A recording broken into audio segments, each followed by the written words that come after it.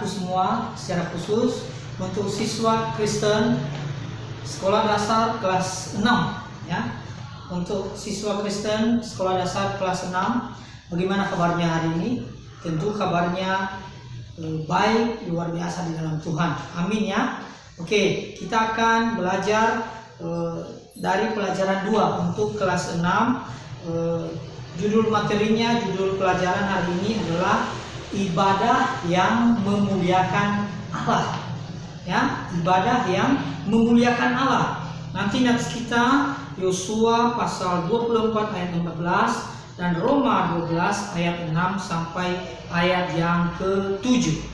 Namun sebelumnya kita berdoa terlebih dahulu. Mari kita berdoa. Bapa Surgawi, terima kasih untuk cinta kasih-Mu dalam hidup kami. Pada kesempatan ini kami bersyukur untuk segala kebaikan-Mu, dan kami hendak belajar kebenaran firman-Mu. Mohon pimpin kami, mohon tuntun Pak Guru, mohon melindungi kami semua sehingga kami juga bisa mengerti kebenaran-Mu. Dalam nama Tuhan Yesus kami berdoa. Amin. Nah, siswa-siswa kami semua, kalian tahu nggak bahwa hidup kita ini untuk memuliakan Allah. Tubuh ini untuk memuliakan Allah. Itu penting kita ingat dalam hidup kita. Kalau tidak memuliakan Allah, seharusnya kita tidak layak di hadapan Tuhan. Orang tua, teman, guru sekolah minggu, dan guru di sekolah sering meminta kita untuk rajin beribadah. Namun, tahukah kalian apa itu ibadah? Secara umum, ibadah adalah salah satu cara, baik itu hati, pikiran, maupun tindakan manusia sebagai bentuk syukur dan taat kepada Allah atas berkat-berkat yang diberikan kepada kita. Secara singkat, ibadah dapat dikatakan sebagai respon manusia atas segala yang dilakukan Allah.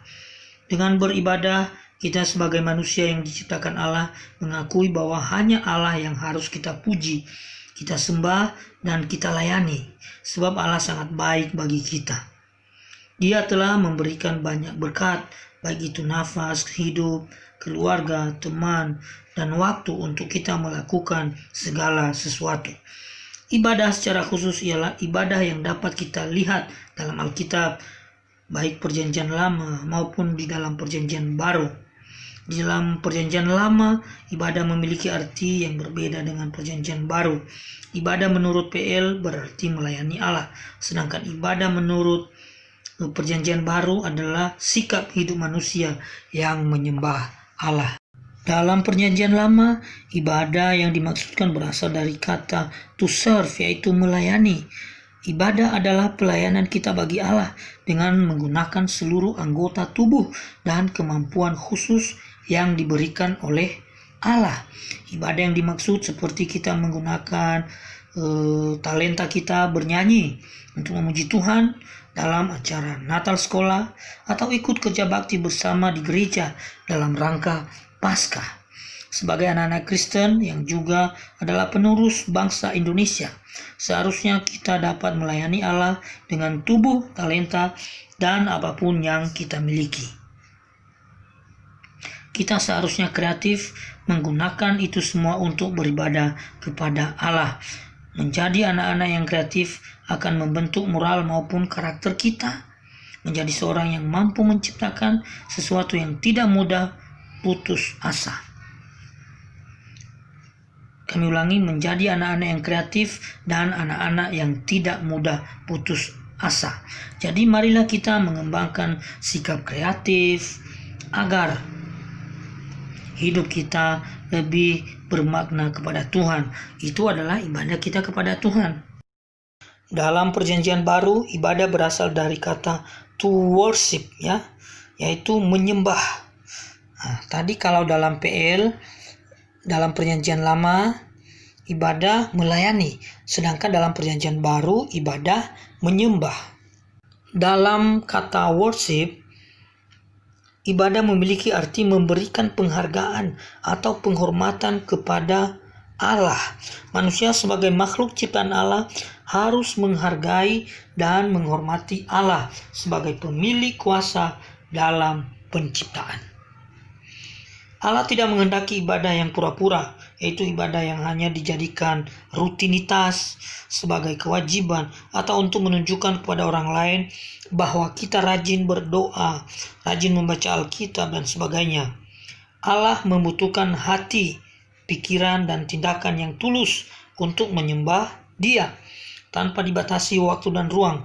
Hati dan pikiran serta tindakan kita harus tulus terhadap Allah, dan dalam kehidupan sehari-hari kita harus terus-menerus menyembah Allah.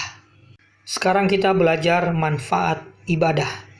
Ibadah bermanfaat dalam kehidupan kita, di antaranya yang pertama, mempererat hubungan dengan Allah. Dengan beribadah kita menyadari dan mengakui Allah dekat dengan kita. Itu kita bisa baca di dalam 1 Korintus pasal 14 ayat 25. Yang kedua, meningkatkan moralitas dan kerohanian hidup orang yang melakukannya.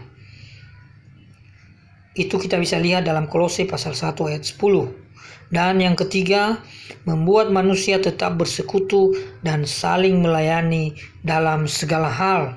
Ibrani pasal 10 ayat yang ke-25. Sebagai rangkumannya, konsep ibadah atau pengertian ibadah adalah sebagai berikut.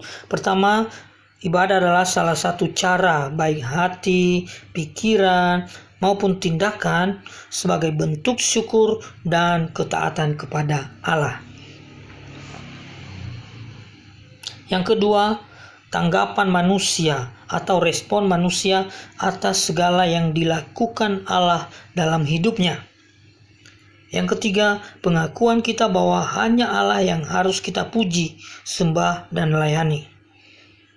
Yang keempat, ibadah adalah pelayanan kita bagi Allah dengan menggunakan seluruh anggota tubuh dan talenta yang diberikan oleh Allah. Dan yang terakhir, penyembahan kepada Allah dengan hati, pikiran, dan tindakan yang tulus dan penuh kasih yang dilakukan dimanapun, kapanpun, dan dengan siapapun. Hidup yang baru di dalam Tuhan, hidup dalam kasih dan kemurahan-Nya, ku menyembah-Nya, melayani-Nya, mengabdikan hidup bagi kemuliaan. Hidup yang baru di dalam Tuhan, hidup dalam kasih dan kemurahan-Nya, ku menyembah-Nya, melayani-Nya, mengabdikan hidup bagi kemuliaan.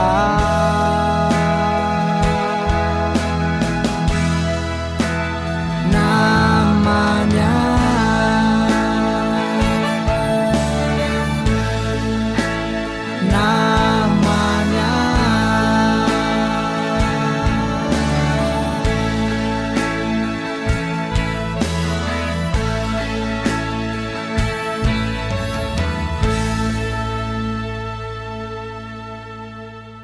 Nah, demikian pelajaran kita untuk sesi kali ini.